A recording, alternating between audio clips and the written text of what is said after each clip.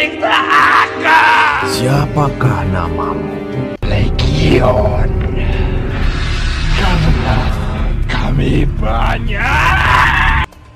Suruhlah kami pindah ke dalam babi-babi itu.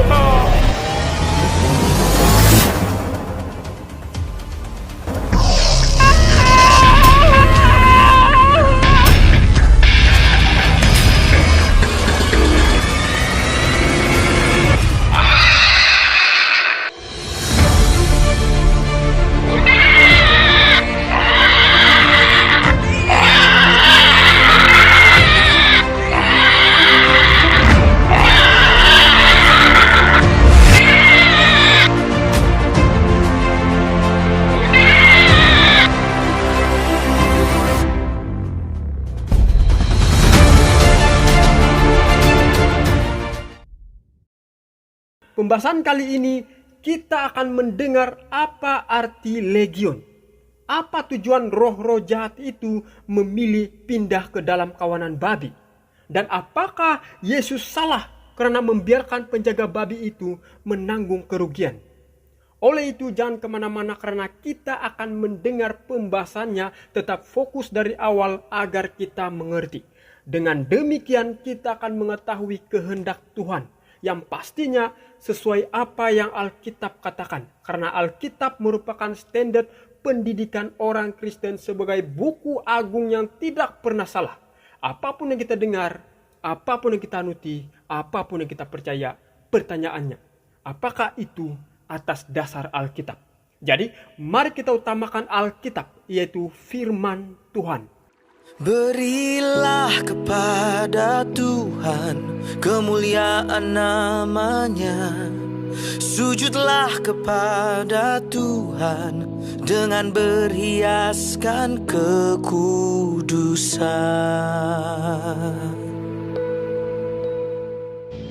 Lalu mendaratlah Yesus dan murid-muridnya di tanah orang Gerasa yang terletak di seberang Galilea. Setelah Yesus naik ke darat, datanglah seorang laki-laki dari kota itu menemui dia. Orang itu dirasuki oleh setan-setan dan sudah lama ia tidak berpakaian dan tidak tinggal dalam rumah, tetapi dalam pekuburan. Ketika ia melihat Yesus, ia berteriak lalu tersungkur di hadapannya dan berkata dengan suara keras, Apa urusanmu dengan aku?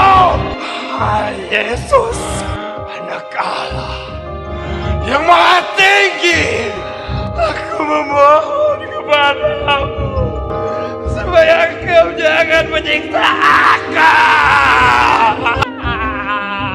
Ia berkata demikian sebab Yesus memerintahkan roh jahat itu keluar dari orang itu. Karena sering roh itu menyeret-nyeret dia, maka untuk menjaganya, ia dirantai dan dibelenggu. Tetapi ia memutuskan segala pengikat itu dan ia dihalau oleh setan itu ke tempat-tempat yang sunyi. Dan Yesus bertanya kepadanya, Siapakah namamu? jawabnya, karena ia kerasukan banyak setan.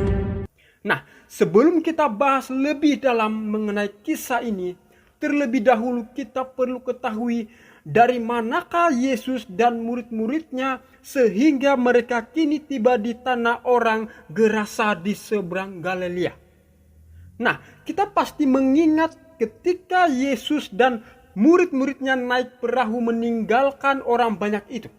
Lalu mengamuklah taufan yang dahsyat dan ombak menyembur masuk ke dalam perahu, dan pada waktu itu Yesus sedang tertidur dan murid-muridnya membangunkan dia dan dia bangun lalu menghadrik angin itu lalu redah dan danau itu menjadi teduh sekali.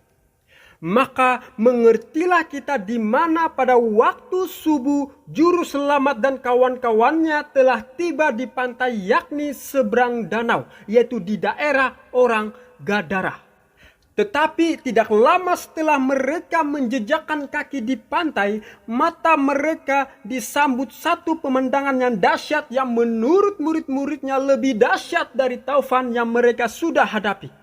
Dari beberapa tempat persembunyian di antara pekuburan, tiba-tiba dua orang gila menyerang mereka seolah-olah hendak membinasakan mereka. Di tubuh mereka tergantunglah bagian rantai yang mereka putuskan untuk melepaskan diri mereka dari tahanan. Tubuh mereka luka-luka dan mencucurkan darah karena mereka telah mengiris-irisnya dengan batu-batu yang tajam. Mata mereka yang jalang tampak melalui rambut yang panjang dan tebal. Mereka telah dicemarkan oleh setan yang menguasai mereka sehingga mereka lebih kelihatan seperti binatang buas daripada seperti manusia. Nah, penting untuk diperhatikan khususnya dalam kisah ini bahwa kitab Matius menuliskan ada 2 orang yang kerasukan. Mari lihat ayat ini. Setibanya di seberang, yaitu di daerah orang Gadara, datanglah dari pekuburan 2 orang yang kerasukan setan menemui Yesus. Mereka sangat berbahaya, sehingga tidak seorang pun yang berani melalui jalan itu. Manakala kitab Lukas pula menuliskan hanya 1 orang yang kerasukan. Perhatikan ayat ini. Setelah Yesus naik ke darat, datanglah seorang laki-laki dari kota itu menemui dia. Orang itu dirasuki oleh setan-setan dan sudah lama ia tidak berpakaian dan tidak tinggal dalam rumah, tetapi dalam pekuburan. Begitu pula kitab Markus juga menuliskan ada 1 orang yang kerasukan. Lihat ayat ini. Baru saja Yesus turun dari perahu, datanglah seorang yang kerasukan roh jahat dari pekuburan menemui dia. Nah, bagaimana kita memahami Alkitab apabila menemukan situasi seperti ini? Apakah kita mau katakan Alkitab itu tidak benar? Tidak demikian ya. Harus kita ketahui Alkitab adalah kebenaran yang tidak pernah salah. Perlu dicatat bahwa kitab Matius tidak diragukan lagi karena Matius adalah nyata saksi mata. Bagaimanapun juga, sebagaimana kitab Matius tuliskan, ya memang benar bahwa ada 2 orang kerasukan dan salah satunya sangat ganas. Saya ulangi, yang kerasukan itu ada 2 orang, namun yang satu lebih menonjol karena lebih ganas.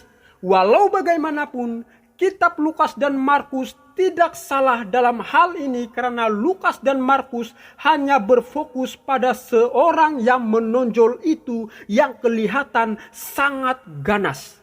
Harap di tahap ini kita dapat mengerti ya. Lalu apa yang terjadi setelah itu? Siang malam ia berkeliaran di pekuburan dan di bukit-bukit sambil berteriak-teriak dan memukuli dirinya dengan batu. Ketika ia melihat Yesus dari jauh, berlarilah ia mendapatkannya lalu menyembahnya dan dengan keras ia berteriak, "Apa urusanmu dengan aku, hai Yesus anak Allah yang maha tinggi? Demi Allah jangan siksa aku." Karena sebelumnya Yesus mengatakan kepadanya, "Hai engkau roh jahat, keluar dari orang ini." Kemudian ia bertanya kepada orang itu, "Siapa namamu?" Jawabnya, "Namaku Legion, karena kami banyak." Setan menggunakan orang-orang yang dirundung malang ini sebagai alat komunikasi. Mereka memohon agar Yesus jangan mengeluarkan mereka dari negeri itu.